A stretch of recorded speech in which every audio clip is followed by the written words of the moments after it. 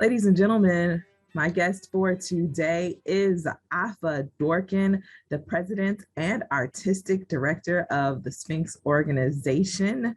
Welcome to the show.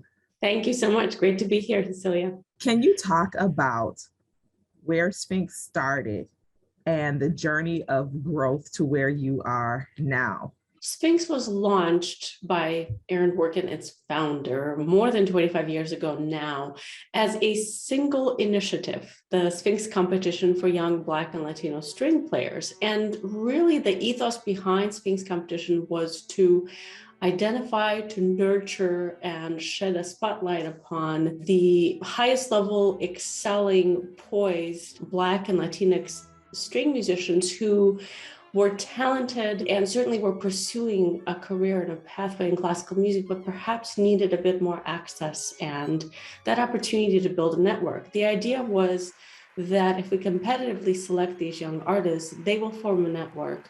And then when given the opportunity, they will truly shine, therefore, and thereby nurturing the entire network, the pipeline of classical music, which we knew lacked diversity. So what started as a singular initiative now has become really a movement for not just diversity, but truly new standards of excellence in classical music, both off and on stage. Not just in terms of the Sphinx competition, but now there's programming spanning 4 separate areas, ranging from creative youth development and that early introduction to classical music, to artist development and nurturing, and to performing ensembles, so early professional musicians. We now have 4 touring ensembles, and then onward to arts leadership and entrepreneurship, which has really become an important part of Sphinx's work. Annually, we reach now more than 50,000 people and more than 2 million in audiences. So it's become not just a movement, but really a community within classical music that's trying to perpetuate the systemic change.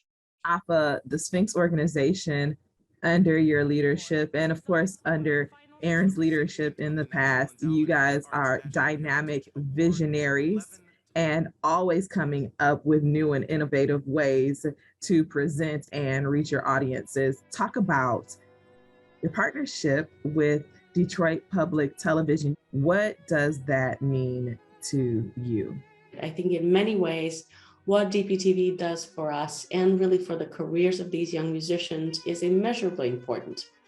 It's the opportunity for millions across the world to not just see the live stream, but also the later broadcast. It's the opportunity to both endorse these musicians and really showcase the talent, not only for our immediate home community right here in Detroit, but also to really spread the word far and wide. And the impact of that in turn is such that then these young artists receive those opportunities to perform with orchestras and on recital stages across the country. And I think the piece that's not to be forgotten or underestimated is the power of a parent, such as myself or really anyone across the country, of seeing this talent and saying, my kid can do this. I can encourage my child to pick up the cello or the violin or the viola. I can really nurture this talent, and I can see a viable career path for the young people in my life. What's next for the Sphinx Organization? Ultimately, we get to now celebrate the 25th anniversary for the next season, which will culminate with performances at Carnegie Hall in the fall, as well as right here at University Musical Society next January, and then onwards to Kennedy Center, where both the Sphinx Symphony Orchestra as well as our Exigence choral ensemble will give their performances of incredible works by Black and Brown composers, culminating that celebration.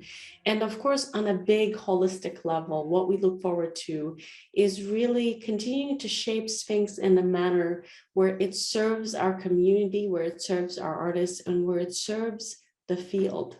Sphinx has become this resource organization, not just through funding and scholarship programs, but through development of best practices, through defining new standards, through nurturing careers, through helping our partners all across the world, really not just the country, to shape their own strategies surrounding diversity, equity, and inclusion. We have to showcase the talent in such a manner where one day what we see on stage reflects what we have in our communities, which is that vibrancy and that diversity, and really representation of all of the voices. Afa, thank you so much for taking time out of your incredibly busy day to talk with me. Thank you so much. It's great to be here, and thank you for shedding light on Sphinx's work and the mission.